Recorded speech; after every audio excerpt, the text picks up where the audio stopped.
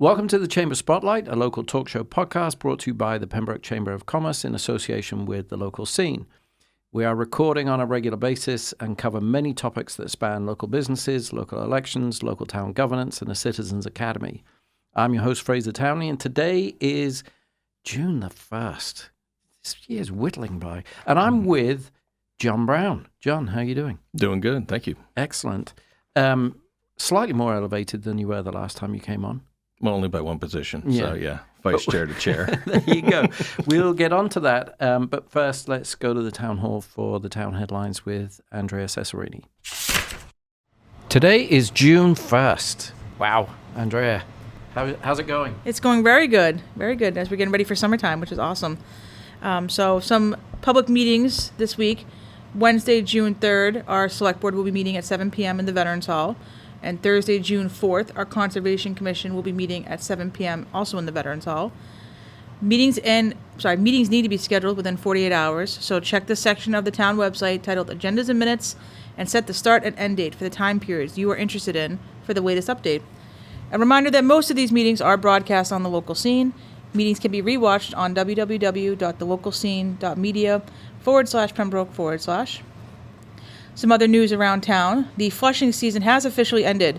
If you are still experiencing discolored water, please give the water department a call at 781-709-1425. The clerk's office regular staff will be attending a town clerk's conference and will be unavailable June 3rd to June 5th. Services that will not be available during this time will be filing marriage intentions, notary services, amending vital records, genealogical requests, and processing electronic payments. You must pay by cash or check only. Please email amcketrick@townofpembrokemass.org with any questions. Personal property and real estate bills are due by Monday, June 1st. Join Diana Burnell of Edible Excursions this Saturday, June 6th, for a foraging walk at Tucker's Preserve. Learn about edible flora and enjoy a guided educational walk through Tucker's Preserve at Luddens Ford Park. You must register for this event. Check out the event on the calendar on the main page of the town's website for June 6th for more information. The Pembroke Farmers Market is coming back on Saturday, June 13th. Vendors will be available from 10 a.m. to 1 p.m. It's at the community center. The Farmers Market will be held on the 2nd and 4th Saturdays starting on the 13th and running until November 22nd. And a reminder that Town Hall will be closed Friday, June 19th in observation of Juneteenth. That's terrific. Thanks so much, Andy. Thank you so much. Have a great day. And that was the town news. And now for the rest of the show, John, it's all about you. Doesn't that make you feel special? That means I got a big ego. It's not the biggest ego in town, but it's you have a right to have an ego. Let's go with some background. What's your bio, John? I know it, but I think the town... Yeah, I said my wife and I moved up here about 13 years ago, almost actually 14 years ago. She had a chance to have an opportunity to work with her company, and I sat there went, not sure what I really want to do and where we want to be. She wanted to be closer to her mother because her mother was getting older. That was great. And then she's progressed so well. And then I kind of fell back into what I was doing in D.C., more of the political or public service kind of thing that I really wanted to do. Yeah. So in 2015, I ran for select board.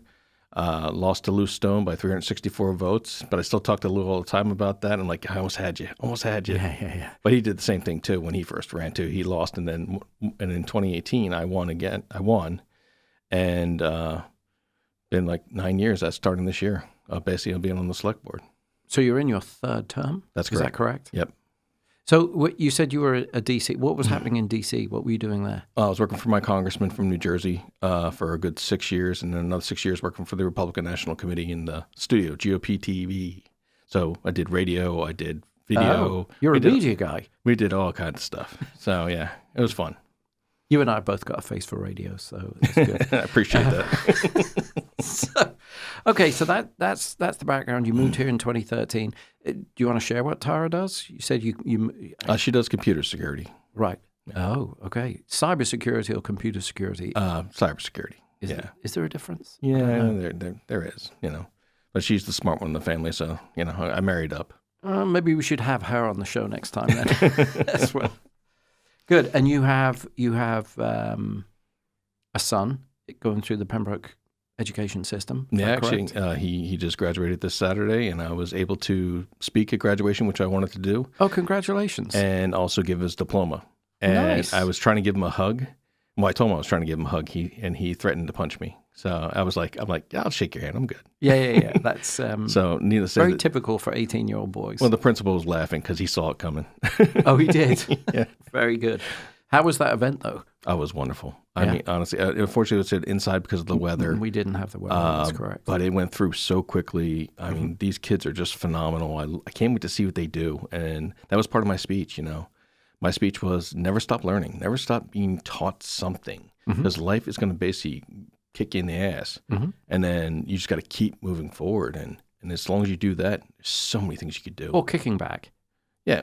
Well, the big thing for them is basically, I want to make sure that, not like my parents or even, their parents, where they're sitting there going, you're lazy, you're this, you're that. I have so much hope for the next generation, because they surprise me every day. And I'm like, well, that's pretty cool. That's awesome. That's actually exciting to hear, because I've been a little bit, I'm not down on the youth of today. But my background, nobody asked me about my background, but I grew up during the post-war Britain. And post-war Britain was tough. It doesn't mean we were all toughened, but we had a different sense and sensibility. Whereas, the best example I can give you, the last storm we had, my generator went out. We lost power. My generator went out, and I was outside in the blizzard fixing a crank lever on my generator. The cord had broke. I had no clue what I was doing, but I eventually got it fixed after about an hour of having no power at 9 o'clock at night. And I was the national hero. Why? Because I got Wi-Fi restored. That was it. There you go. No heat. No, it was all about the Wi-Fi. Anyway, I agree with you though. The next generation, they've got a lot on their plates. Yeah, as long as we can guide them along the way, because we have the experience now. And it's funny, I saw calling certain things within the town, within my own life, and people look at me going, well, how'd you get that? I'm like, it's not because I'm a guru or a Kreskin. It's because I've been through so much that it's just, this is happening again. Oh, this is what's probably going to happen if you do this. Yeah. If you do something else, this might be a better path for you. So I was going to ask you, I wasn't going to ask you this quickly into the podcast, but what do you make of the result for the VOTEC votes that we had? Well, I got a mixed bag, because my kid tried to get into VOTEC beforehand, Silver Lake, and was denied because of how things worked out. And we were like, hey, you can go at it again if you want. He goes, I don't think it's going to happen. So I felt bad for that. So I had no dog in the race, but at the same time, really concerned about the kids in the future of this town that don't have that opportunity like they used to. Yeah. And even with that was kind of very limited. So besides the financial kick for other things that we're doing in town and the opportunity, I said under Mass General Law, kids have an opportunity to have an education, whatever it may be. I feel bad. I do. I said, for the financial burden on the town's people, I think that's what put it over the top, unfortunately. Yeah. So you and I are both on the Chamber of Commerce, and one of the things we say is Chamber of Commerce stands for having an educated workforce that can afford to live in town. Yep. So it's kind of that's what our velocity is heading towards. That's the direction of the chamber, and so it does feel like we've taken something off the table that should have been there, but at the same time, it's the taxes. I mean, who knew 3,500 people were going to vote this time around? Yeah, no, it was amazing. And honestly, anyone who comes out to vote and voices their opinions in these elections, I love it. Yeah. Because usually for a town election, you're looking about 2,000, 2,200 at the most, usually. Exactly. And this one was just up and above because of vocational. Yeah. I said we were up a little bit when we had the public safety buildings, yeah, but not that much at all. Yeah. And then the community center, we had to vote for two different things. Yeah. the original one, and then the $3 million that we were getting from the federal government, but we need to vote that in to get the project going. And I appreciate my colleague Dan Trabucco for really spearheading that, and also Andrew Sullivan from Protector Wire. Sure. I mean, putting your own money into it to say, we need this done. I live in town, and I'm a townie, and I want to let us improve the center of town. Are you coming to his event on Thursday? Yeah, right after that, I have to go to the advisory board for the county, because I'm the representative for the town. So let's promote that event. That's going to be at Protector Wire from, I think it's 5 until 7. And I believe he's unveiling his new beer garden, which is... Oh, if it's what I saw on Facebook already, where you put out, it's beautiful. It's is it? Nice. Okay. Oh, it's nice looking. So all folks are welcome. And Andrew does a lot for the town.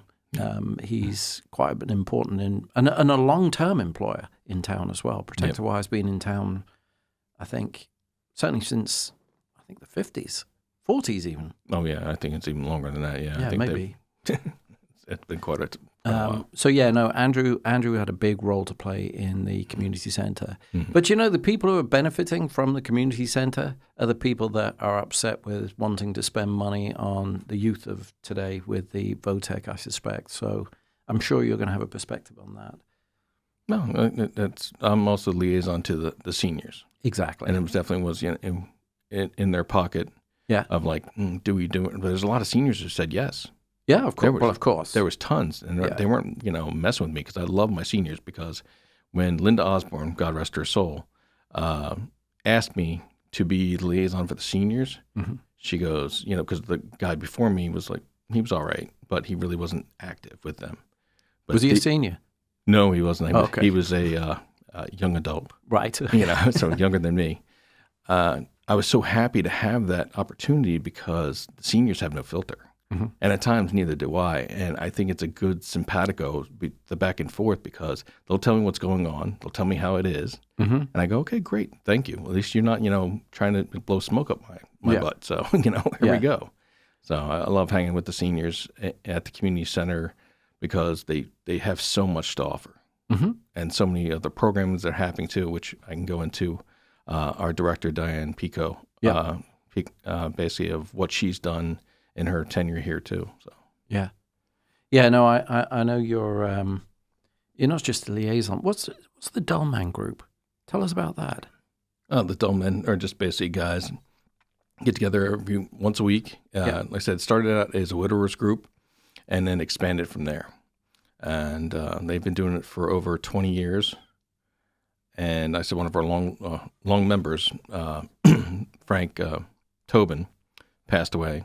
And we actually renamed the group after him. It was the, Frank Tobin Dullman's group. Oh, nice. In his honor, because he was one of the first presidents of the full, group of guys that harass each other for about an hour and then go home. Yeah. And they definitely don't have a filter, which is great. Oh, yeah, no, it's brilliant. I've been there. I think I went there about 3 years ago, met them all. But they still, when I see them at Memorial Day, or there's Peter Brown does the classic car, and they show up, and everyone talks to me like they've known me for ages. It's great. Well, that's the one. But they thing. will also tell you what they think of your car and what they think of you. But the great thing about that too is the Dullmen putting on the car show, and that's because of Jack Higgins and our guy Al Busa getting things together and putting it at the church. We did name that after Peter's dad, Jim, but Tiny Brown. Yep, it's the Tiny Brown Memorial Car Show, and because of what they did with cars and going around and everything that basically the Brown family has done for this town too, which is wonderful. Yeah, it's amazing. And like you say, Peter continues with what Tiny started. Yep. Talking of that, we're meandering all over the place. I'm going to pull it back in a minute. Sure. But the car show was on where they're going to be, where the new veterans. How's that going? The memorial that you and Chris were getting involved in. Oh yeah, well, Chris Perry is the chair of the working group, the town manager working group, with several people within town. So planning. Let's see, got veterans. So we have Dave McPhillips, who is helping out that for the Legion side. said we had planning board, select board, Sean Keegan, so another veteran, working through the process of trying to get that upgraded. Yeah. Like I said, we were trying to do that back in 18 and 19, and we got a substantial grant thanks to our grant writer at the time. And it just kind of fell by the wayside, plus COVID hit, so we really weren't going in that direction. Mm-hmm. But things are looking really good. I mean, the plans are looking awesome. It's now next steps of trying to find the financial means to do so, because we have grants we're going through for the Commonwealth, and also to make sure that it goes through planning. Zoning should be no problem because it's not breaking its out of its area itself for the area. Yeah. Planning, and then the public itself, because it is a public project. Sure. And then basically dealing with also Lance, because Lance deals with our parks. Right. But is it going to be done by the summertime? No.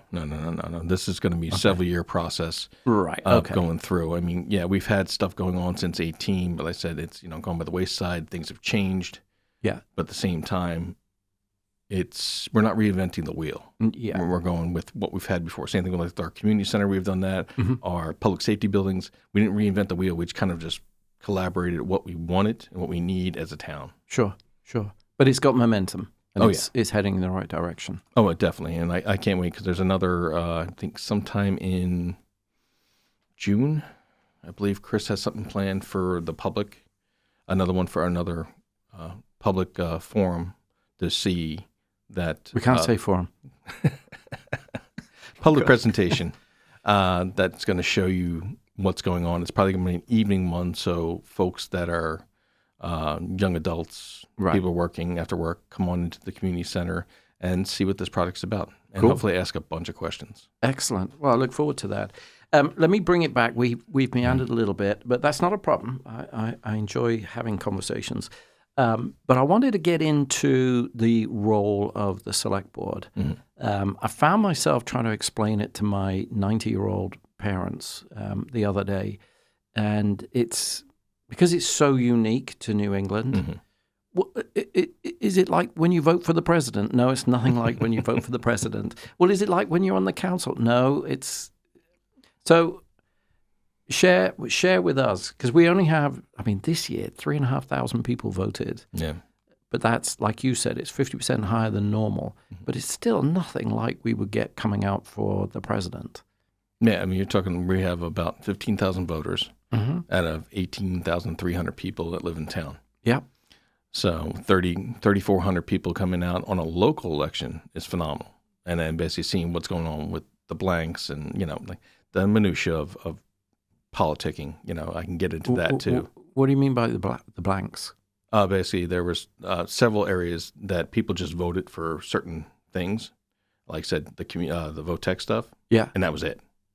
So they blanked everything else. Oh, so they came in and they looked at the back of the paper first, did their votes. Yeah, and then they did that with the community center, and they also did that with public safety building. Oh, so you see what happens, how many people came out to vote, but at the same time, how many people blanked certain issues or certain people. Interesting. Now, to say basically what a select board member does. Right. Yes. Let's bring it back. I'm one of five. So basically, we all kind of have the same roles in and of itself. Yes, I'm chair, so I deal with the agenda and certain things that can move forward. But overall, everyone pretty much has an equal say. Yeah. Because we were voted by the people. You're right.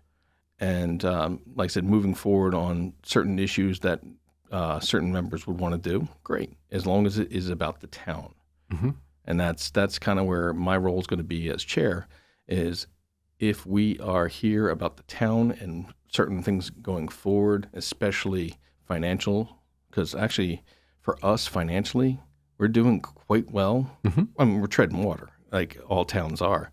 But ever since I've been elected, I can actually say this properly, that we've never had an operational override. Cool. Have we had other overrides for buildings and stuff? Yes, we have. But operationally, to make sure we can do day-to-day stuff, we've never done that. And this town doesn't like to do that often. Do you put that down to us having a town manager as opposed to administrator, or how much influence has Bill had on that result that you've just described? Big time, but basically making sure that they start the budget, and then basically goes through us. So we start kind of going through our budget between October and November timeframe for the next year. Before that, I mean, they still go through certifying everything from the state, and the state really doesn't certify our numbers from the last year until September. I find that crazy. We as a town sign off on a budget, and we don't know where the money's coming from. Correct. And like I said, insane. And we take conservative efforts of that. So see what happens coming out of the certified numbers if we have any free cash left. Yeah. So I think between salaries, between healthcare, I mean that's a big one for us too, because we actually jumped up from I think it was 4 or 5% last year to 11% this year, and I was like, oh, that's a big chunk of change. But we want to make sure our post-employment benefits. We're trying to be self-insured on basically unemployment, and also what's the third one there. But there's a lot to go into it, and our debt and deficit and how we're doing, and it's quite interesting if you'd like to jump into the minutia and the numbers. Yeah, and it's surprising. So at the last town meeting that we had, and I actually brought this up with some people who should know better and didn't realize what they'd voted for, but we actually voted for an additional. I've got the warrant in front of me here. There was an additional $45 million in capital expenditure that was on top of the $85 million that we shot down the $16 million for VOTEC, but $45 million for water and infrastructure just sailed through. Well, with the water, it's basically our enterprise fund. Yeah, of course. Yeah. So basically, we're billing you straight out for that one. So basically, anything going for that or trash and recycling, we're billing you straight out. We're not putting it within the taxes, so you pay for it, and that money goes towards infrastructure projects. Yes, we have to borrow money that we were trying to do between the master plan of getting our water and our gas lines and things that are important to people fixed, finished, put forward. I mean, it's a many-year plan that we have. But as you said, you are billing the residents. If the water infrastructure changes were coming out of the tax revenue, our taxes would be going up. Correct. If the solid waste collection was coming out of our tax revenue, our taxes would be going up. Yep. So we shouldn't kid ourselves. Yeah, and one of the big things with trash and recycling is people have to understand too that we're paying a higher rate, actually paying $40 more this year because of the contamination on the recycling side. Yep. So, like I said, when in doubt, throw it out. Do you know what the biggest? That's how I look at it. So we had Nicole Lydek on, and she was explaining to me, or to us, the residents, what the biggest contaminant is, and I was stunned when she told me what the biggest contaminant is. And I'm not going to put you on the spot and try and see if you know what it is. Oh, thank God. So what people do is, and I can just see it because it happens in our house as well, although we don't use what the biggest contaminant is. But people get bin liners. They're in the kitchen and they're obviously doing a sort. So, okay, this is my recycling, this is my trash. And then they take the bin liner, which makes so much sense. They carry it out and they put it in it's the bin liners. Yeah. That's the biggest cause of contamination. Pretty much plastic, exactly. Our plastic bags, basically, which stops the process of recycling. Correct. So they think, oh my God, and we'll just stop it. And then they go, okay, where did that trash come from? So when we do our audit again, hopefully we'll have because I think we were at 21% this past year, I believe, or the year before, something to that effect. The year before, because we're about to be audited. Correct. And we want to be beneath a certain figure. 10 to 13%. Yeah. We're looking at. And we've done that. We were at 13%, I think, a couple of years before that. And people were really doing a great job. And then I don't know if it's new people coming in or they just don't understand recycling, And don't forget, like I said, black plastic, even though that we don't do it here in Pembroke, these other companies do it. So don't even try to recycle that, please. Yeah, so black plastic is a big no, but it's not just the black plastic. It's the fact that if you put your recycling in a bin liner, a white bin liner, when that goes on the conveyor belt, it gets snagged up and it turns into rope. Correct. And that rope then clogs up the machine. And for me, it seemed like a real simple fix. If you put your recycling in a bin liner, that's fine. But when you get to the recycling bin, the green bin with the black lid, tip it out and take the white plastic bag back into your home for the next. Exactly. So I understand on the solid waste. It could. In fact, I think Bill mentioned when he came onto the podcast and he mentioned that we could make money if we were at zero, which we'll never be. Right. But if we were at zero, we would make money. Well, even between that 10%, we could make a little bit. Yeah. So like I said, there's some leeway, but yeah, we always want to strive for, a zero net. We don't owe anybody, but at the same time, I would love if they owed us. Yeah. It would be great. But, in the end, if it's a zero, just like anything else, if I don't owe anybody anything, it's a wash. And then our trash bill can actually come down a bit too. So, role of the select board. So what is the separation between you and the town manager? The separation basically is the day-to-day operations. Right. That's how we are there under the Town Manager Act more as a overseer of what they try to do, and then bring on to what the public is asking.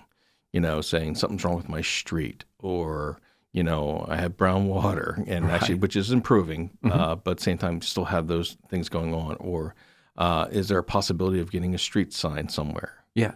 Little things here and there, and then basically trying to get us through every year of what services are we providing the public. Yeah. Between, like I said, our senior services, our police, our fire, that they're overseeing a lot of these things. While we oversee the town manager and say, okay, great, this is what we're hearing out there while we are, part-time employees, technically, because we get a stipend. We want to make sure that our public is okay. And, and as a politician, if you look at it that way, we want to make sure we get reelected. Now, as a former staffer, I always thought of, if I do well, the boss does well. And then basically he's got 2 more votes out of whomever it may be because I've did something to say, hey, their kid was doing a great job, or, helped him out with a problem. So I have an employment later on. But this is as being elected, not being a full-time manager. Yeah. The town manager has a lot on his plate and has many jobs, many hats to put on. Yeah. While we have many hats to do also, we're more of in the background to make sure that we're an advocate for our people. Right. So. Good. Okay. So what? So that's the job. What's your vision for Pembroke? Oh, throughout my 9 years right now, my vision was to make sure that I understood the process. Yeah. Because as I came from a state, and actually, state and then a commonwealth and then a commonwealth again, and to understand the process and the laws on how you can get things done and through. Not playing the politics of it overall. It's all about the nuts and bolts on, okay, we have this problem A. I'm trying to do C here. What's B going to be like in the process? How can we move forward to make sure that our people are being represented well, and also not just being heard, but make sure there's solutions to the problems that we have. And sometimes it's money, sometimes it's just the way the Mass General Law is, where it doesn't make sense to me, but then you get it. And you go, okay, great. Now, who else can we use to help us out? Our representation. So our state reps, state senators. How can they advocate for us up on Beacon Hill? And, not sitting there going, you have to do this. No. How can you help me get to this solution? And right now, our state reps and senators have been really reaching out to Pembroke emphatically to make sure that we're okay. And like I said, I want to ask for the world and see what I can get out of it. Yeah. So we're in a unique position. We got Kathleen Sinatra and we got Ken Sweezy, and they've both been on the show, and they both told me one thing that struck in me, and that was they both unanimously said that a lot of people come back from the State House saying, this is what the State House wants you to do. But those two both said, nah, you don't tell us what to do. We tell you what we need. And so they're always pushing their direction is toward the State House, not the other way around, which I thought was pretty cool. I actually felt that Dylan Fernandez felt the same way as well as the senator. Yeah. Well, that's the reason why I appreciated former Governor Baker when he started the Community Compact. So helping out with our certain things of technology and other things, like grants, you can get that to get more, I guess, onus on the stuff that's going on in your town. Yeah. Yeah, he kind of wanted to make sure, okay, the state shouldn't be taking over this or shouldn't be giving you commands on what you need to do. Mm-hmm. You know, you should be able to do what you can. Yeah. Of course, during the whole process of Governor Baker's time, we had COVID too. Yeah. So that kind of did throw a monkey wrench into a lot of stuff we wanted to do. And some people trying to do certain things they shouldn't be doing. But, you know, you live, you learn, and you survive. And during that time frame, it was a survival mode of, we need to do this. We're under the law. We're okay, but we're going to make sure our people are okay at the same time too. And how are we doing for grants right now? We're What's the process? Quite well, actually. Well, since we don't have a grant writer anymore, he's, like I said, in Vermont, being a town manager up there. He's been doing that for several years. Our town manager has been writing grants, and also department heads have been writing grants to move forward on a lot of things that we need to get done, and we hope for the best. How does that process work? In what way?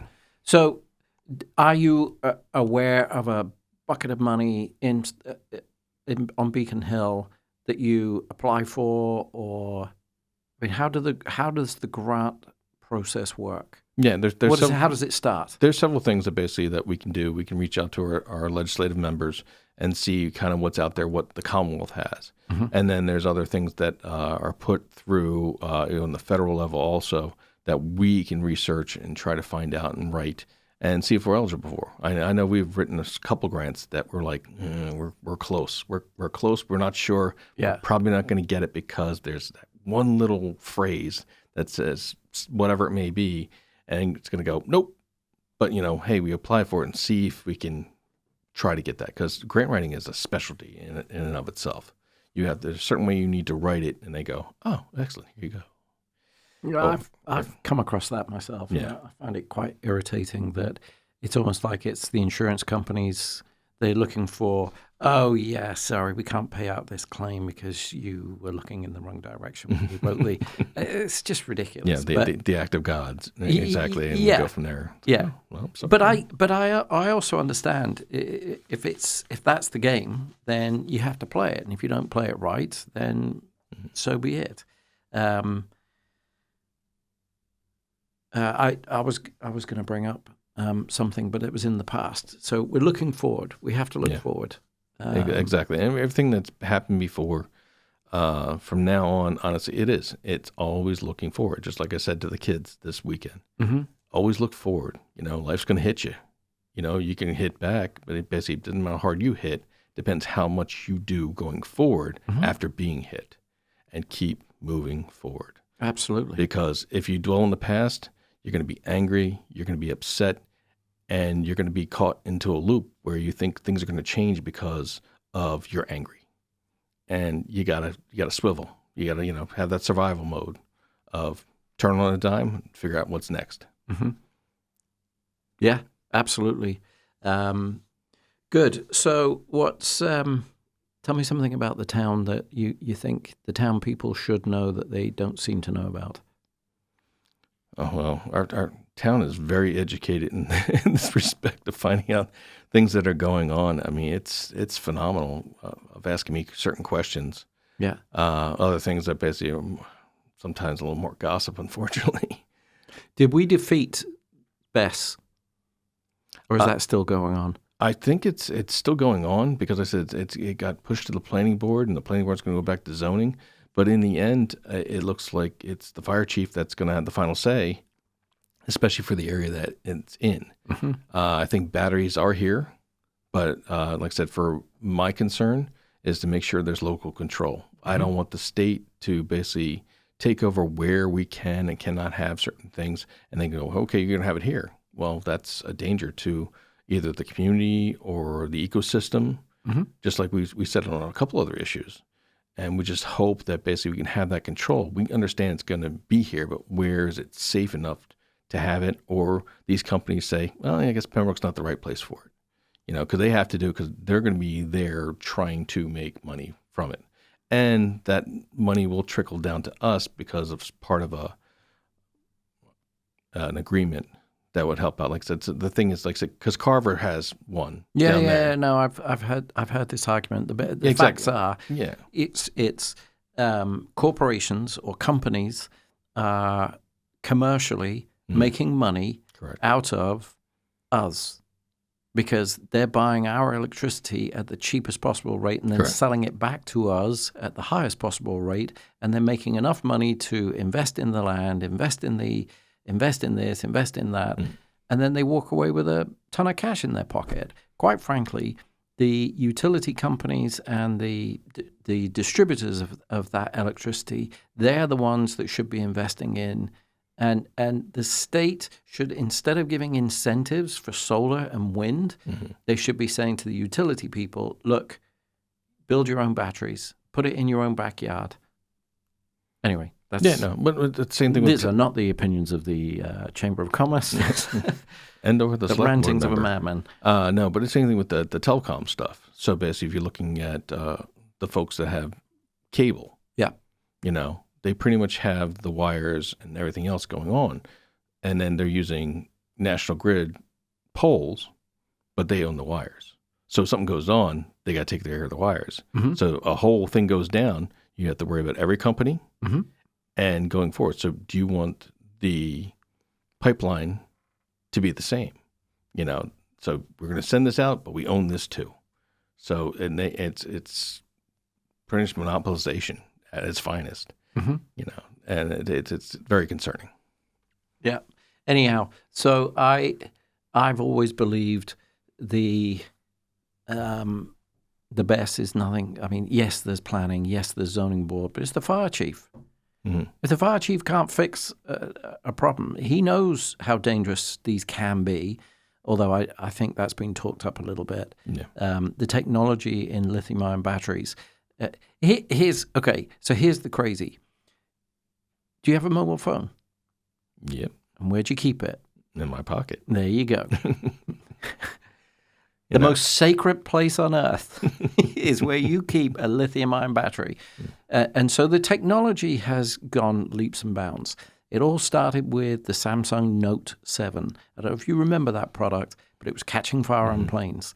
And I was heavily, not involved in the battery technology, but I was heavily involved with Samsung at the time, and they just pulled everything.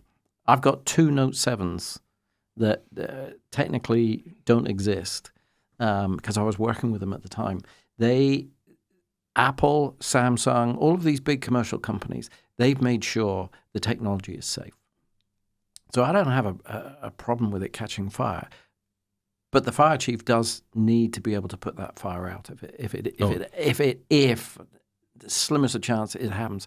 And so if the fire chief says, no, I can't get my men there, I can't get my men safely, men and women, safely to put that fire out, you can't put that there, then that's it. Done deal. Exactly. End of story. Just close the book and move on. Exactly. And you got to move on and figure it out after that. Just don't push and then sit there and go to the Commonwealth. Well, we want to do it here, and we need your help to do it. Yeah. And well, where? Yeah. Why? Basically, for what reason? Yeah. Because in the end, I said, that's how kind of weird I am on this. If you hurt my people, I get upset. Because, especially, like I said, my seniors, when certain things happen in the middle of town, very upset because of you've hurt the seniors, because of the access to certain things, certain amenities they needed. And unfortunately, it just went away. I said, how wrong is that? Someone in their 70s, 80s who wants to walk to the center of town and enjoy the amenities, but there's nothing there. Yeah. Or if there's something there itself, and, I love the businesses in the center of town, they're just wonderful. So, Rockies and you have Pembroke Liquor, who've been phenomenal. Like I said, they just just funny when I walk in. Hey, John. Hey, how you doing? What's up? Yeah, no, they're fantastic there. Getting my hair cut over there at Great Clips, or the Candy Jar. She's been unbelievable. I mean, we have so many businesses that are so generous and don't ask for anything in return. And this is where I go, okay, how can we help you? Besides promoting you, make sure you get business, that's fine. But how can we help you make sure you stay? Getting the big Y in there was a huge result. Yeah. That was phenomenal. Getting the Shepherd's Funeral Home converted into the real estate that's going in there is going to be awesome for everybody. And the town, I believe, will benefit greatly from that. Well, I believe so. Yeah. And the next one would be when the public safety building is open. By the way, what's happening with the public safety? Give us an update. Oh, I love giving updates on Come this on. one. Let's go. Both public safety buildings, I said the substation is a little behind, but actually it's for the full project itself, it really isn't, because it's still going to be open by the fall of 2026. Right. So I can't wait for that. So the fire station on School Street and Monroe should be open before the end of this year. And the combined station on 53 and 14 is on time, under budget, just like everything else is. And they're progressing so well. And the Turner House will be moved, I'm hearing, by August to its new location. Yeah, I never quite understood why that was delayed. I was told it was because of the winter. It was basically of a lot of stuff they were trying to prepare it for moving. So for these kind of moves, especially since it is deemed historical, we had to make sure, especially company deemed. It is historical, right? Basically, the Historic District Commission at the time basically deemed it historical. Okay. So I'm using their words. Okay. Yeah. What the viewers can't see is the air quotes and the. So since it's part of the full project too, of moving it, they took off the back of the house, or basically the porch, and that came off in one piece. It's solid. Really? Oh, it is. I'm quite impressed basically with a building from the early 1800s. And then the rest of the building, they're going to secure it and then make sure there's a path down there. It's going to take probably maybe a week, 2 weeks, sometime in August, to make sure it can be fully there. Also, we had a drainage problem in the back of the property because of a broken pipe. Okay. So because of that, if we put footings in, you'd be replacing the footings in a couple of years, and we couldn't do that either. So we wanted to make sure that was taken care of, put actual footings down, the foundation, and then it will go over there and be good to go. Cool. Well, it's certainly, I drive past it every day, and it seems to be making strides.